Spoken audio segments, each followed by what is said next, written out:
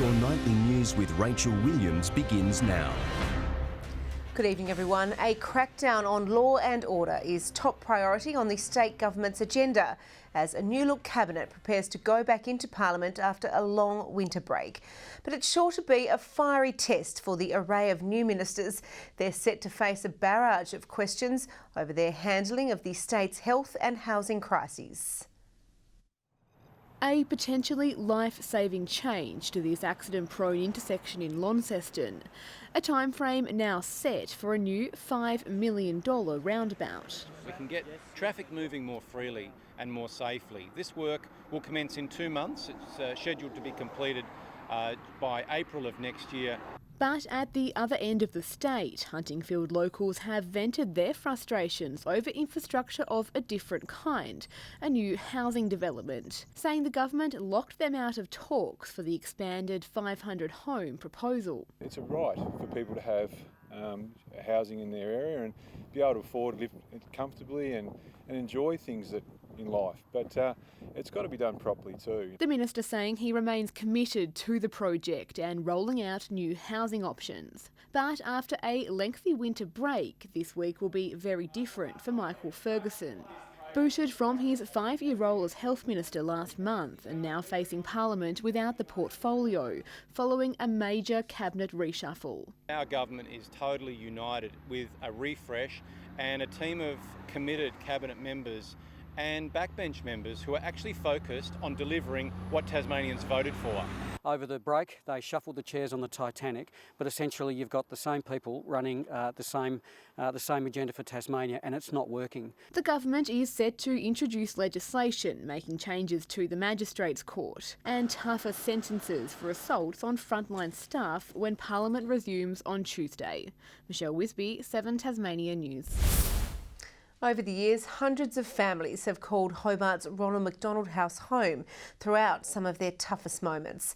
But this weekend, volunteers, tenants and workers were treated to a very special performance by musician Sebastian in town for the organisation's annual major fundraiser. This is the moment a very special but very secret guest surprised families at Hobart's Ronald McDonald house. Hello everybody! Australian musician Sebastian touring the site before treating fans to a special acoustic performance of his biggest hits. These battle scars don't look like they're faded, don't look like they're ever gone away. In town to play the charity's annual ball, its major fundraiser for the year. Through music I've got to meet so many people who do it tough, who are going through tough situations, and it's amazing to just have someone look out for those people who are vulnerable. It is for families probably the toughest time in their life, and to know that celebrities, volunteers, the people that make up our community want to come and visit, and it makes it an exciting day for the family. The event ensuring the house can continue its life-changing work, providing a home away from home for couples like Maddie and Isaac, after their son Lawson was born in Burnie earlier this month at just 24 weeks and 3 days. He then had to be flown down to Hobart as soon as he was born pretty much for the special care down here. So they flew up, they flew a team up, they brought him back down to the hospital. For them, the Ronald McDonald house has taken away any extra stress, meaning they can concentrate on their newborn son as he gets stronger. Honestly, it's been the biggest help. It's very concerning as new parents. You know, your son's being flown to Hobart. Where are you going to stay? Where are you going to pop your car? Left very impressed with the star's performance. Oh, he's amazing. He's so good. Michelle Wisby, 7 Tasmania News. Well, back home, and local foodies have put their taste buds to the test, sampling some of Australia's very best olive oils as part of the Hobart Fine Foods Awards. At a tasting workshop today, industry experts revealed just what to look for in a good olive oil, saying the quality of the produce in Tasmania continues to improve. The growers, from the producers to the consumers, they want to know about the quality, and everyone is striving towards getting a better quality olive oil each year. A full-day workshop will be held with growers and producers later this year to learn how to improve their oil sales in the competitive national market. It was all hands on deck today as an army of volunteers planted more than 1,000 trees in an attempt to increase the numbers of one of the world's rarest birds. More than 200 people lent a helping hand at Huntingfield to celebrate National Tree Day. There are hopes these new plants will expand the existing colony of the threatened 40-spotted pardalo and provide it with a future habitat. A day like this really demonstrates that the Tasmanian community is very generous and willing to get involved in initiatives like planting trees and other things that look after our environment. The planting is also expected to improve water quality in the area as it flows into Northwest Bay. Tasmania's fiercest karate athletes are just 1 week away from battling Australia's best when the national championships roll into Launceston. Nearly 600 people are expected to prove their top chop at the Silverdome, and the locals are promising to put up a good fight. Karate followers are used to misconceptions when it comes to the sport. I think the big one is that people think that it's geared towards kids when really it's not. It's geared towards adults and it's done with the supervision of adults on kids. And this weekend's national championships in Launceston will be a far cry from an afternoon class. Tasmania's team has been training almost non-stop for the 3-day tournament. These guys have been working so hard since the beginning of the year. So every single week they've been rocking up to training and there's lots and lots of hours. If you are thinking of heading along, forget about everything you've seen in the movies. It's not who's knocked out. It's not like usual combat sports where it's who's knocked out.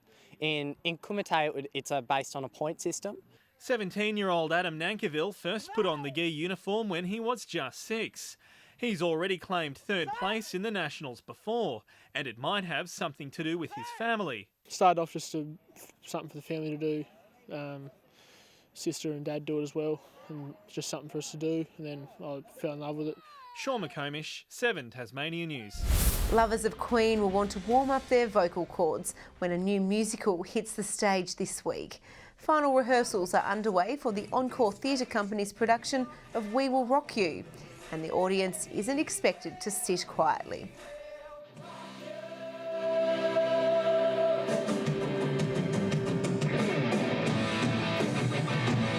It's huge and it's so much fun that hopefully they sing along with some of the songs. The show opens at the Princess Theatre on Friday. Back home in North Hobart, coach Richard Robinson has labelled yesterday's upset win over Launceston as the most satisfying he's ever been involved in whilst at the helm. And the club is hoping it's a strong sign of things to come in the future. These were the scenes in the North Hobart club rooms following one of the biggest shocks in recent TSL history. To see a smile on the players' faces, whether it's Cole or Huey, the 2 of the older boys in the side, or 2 of the younger boys like Joshy Cleaver or Tommy Reeves, that's why you coach. With many touting Launceston as the flag favourites heading into yesterday's match, most were expecting a blowout. Instead, the D's held on in a tense final quarter to notch up just their 2nd win of the year. Well, I think it just sells belief more than anything, because as a coach and the coaching staff, you can preach all this stuff, you do this work and this will happen, but when you're not getting the wins on the board. The victory also adding further spice to next Saturday's showdown with Kingborough at the Twin Ovals, with the D's keen to get one back on their bitter rivals following a 5-point loss in round 11. I'm very defensive of my players, and as all coaches are of their players, so if players are going to speak to some of our players after the game like they were, well, we'll bank that the next time, and fortunately that next time's come around really quick this week, and we can't wait. We're really looking forward to it. But for now, Robinson and his players are still celebrating a performance which the club hopes is an indication of promising things to come. I'm very proud of their efforts, but they also know that we've got a lot of work to do still, and we'll continue to work hard and get this club back up to where it belongs. Good evening, welcome back. 14 degrees today in Hobart, Launceston and Burnie. Devonport had a top of 13 degrees. Around Tasmania, 16 was the top at Friendly Beaches, 15 degrees for St Helens, 14 degrees on the Bass Strait Islands, 14 also for Low Head, Wynyard, Grove and Ouse. Smithton and Strawn a top of 13 with 7 degrees at Lyowini. On the charts, low cloud moved over Tasmania today, mostly from the west, the east cloud free. A low pressure trough causes a low to mid-level cloud band over South Australia, otherwise cloud-free conditions over Australia. Tomorrow you can see a weak high over Brisbane and another over southern WA. A cold front lingers over Tasmania with weak troughs running through the centre and the southern coast of WA. West to northwesterly winds 15 to 25 knots about the north, grading 25 to 35 in the south. Winds shifting south to southwesterly early on and reaching 30 about the south. Still a few warnings. There's a gale warning for southern coastal waters, a strong wind warning for eastern and western waters, and a small craft wind alert. There's also a sheep graziers warning for the southeast. Onto the forecast, 10 degrees with a few showers in Hobart, Dover and Ouse tomorrow. Cloudy through the north, 14 in Launceston, 13 for Devonport, 12 degrees at Scottsdale. 12 in Burnie, partly cloudy there, 11 for Strawn with showers easing, Stanley a top of 12, with a cloudy day through the east, 14 degrees in St Helens, 12 for Swansea and Ross, 10 degrees. Tuesday brings light showers from the west and also for the southeast coast, fine elsewhere. A fine day for most parts on Wednesday, just some showers about the west and the far south, with much the same again on Thursday, some showers extending over the Bass Strait Islands also. Taking a look now for tomorrow at your major centres, 20 degrees and cloudy in Perth, Adelaide and Melbourne 15, 20 in showers in Sydney, 24 in Brisbane, mostly sunny, with a sunny 32 for Darwin. It's 11 degrees at the moment in Hobart, mostly clear, 9 degrees for Launceston and 10 for Devonport. Rachel, futurely starts this week. Please stay warm. It looks that way. Thank you for that, Sam. Well, that's all your news for now. Thanks for joining us. Have a great week. Good night.